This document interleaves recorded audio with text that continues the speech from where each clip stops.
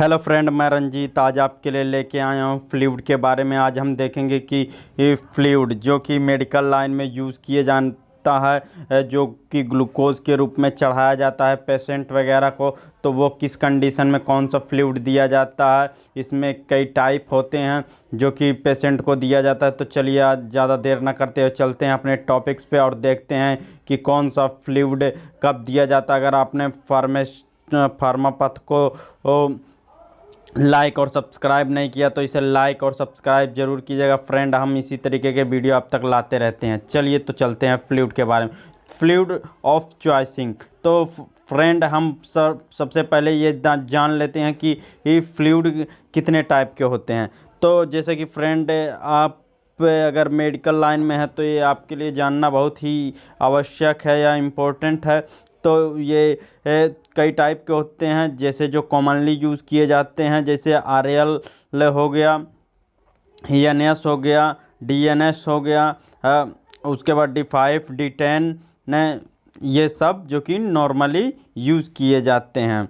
तो फ्रेंड चलिए देखते हैं कि फ्लूइड ऑफ चॉइस, जो फ्लूइड चॉइस किया जाता है वो किस किस कंडीशन में कौन सा फ्लूइड चॉइस किया जाता है या चुना जाता है। तो बर्न के केस में अगर आप जल जाते हैं तो इस केसेस में अगर जो फ्लूइड चॉइस किया जाता है तो RL होता है, रिंगल लैक्टेट। इसका यूज़ किया जाता है जो कि बर्न के केस में, जलने के केस में। अगर डायरिया की बात कर लें तो उसमें भी RL ही लगाया जाता है। वहाँ पे मेट्रोजिल एक छोटी सी आती है 100 ml की, वो भी लगाया जाता है डायरिया के केसेस में, वो काफ़ी ज़्यादा बेनिफिशियल साबित होती है। और वहीं पे जो कि 500 ml का रिंगल लैक्टेट लगाया जाता है जो कि RL होता है। वहीं वोमिटिंग के केस में अगर आपको मतली या उल्टी आ रही है तो उसमें नॉर्मल सलाइन ENS लगाया जाता है।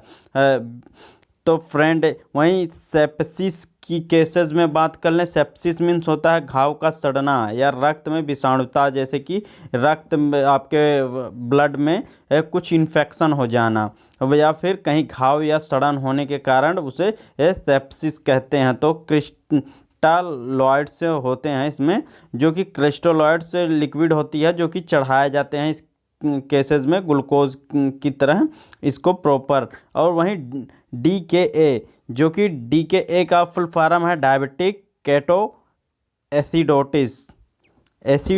एसिडोसिस कहते हैं। कहने का मतलब कि डायबिटीज़ जो DKA है वो डायबिटिक के पेशेंट में नॉर्मल सलाइन, क्योंकि उसमें ग्लूकोज की लेवल जो होती है हाईली होती है, जबकि नॉर्मल सलाइन में NaCl जो सोडियम क्लोराइड का नॉर्मल सलाइन ही रहता है।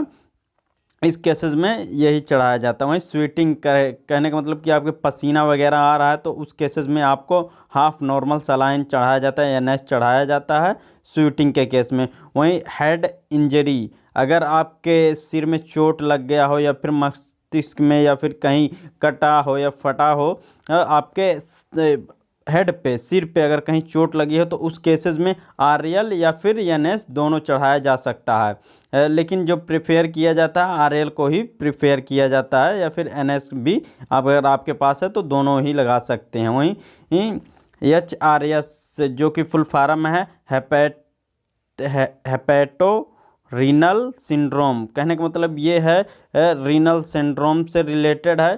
कहने का मतलब किडनी एंड लीवर जो कि अपना काम सही तरीके से नहीं कर पाती हैं, उस केसेस में एल्बुमिन जो फ्लूइड होता है ये चढ़ाया जाता है HRS के कंडीशन में।